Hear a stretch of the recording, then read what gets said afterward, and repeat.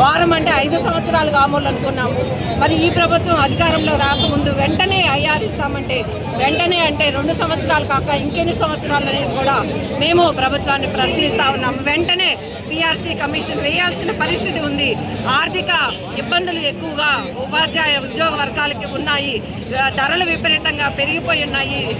దేశం మొత్తం కూడా ప్రపంచవ్యాప్తంగా యుద్ధ వాతావరణం వలన అనేక డీజిల్ కానివ్వండి, నిత్యావసర ధరలు కానీ విపరీతంగా పెరిగిపోయిన పరిస్థితుల్లో ఈ ఆర్థిక పరిస్థితిని మీట్ అవ్వాలంటే ఖచ్చితంగా పిఆర్సీని ప్రకటించాలి.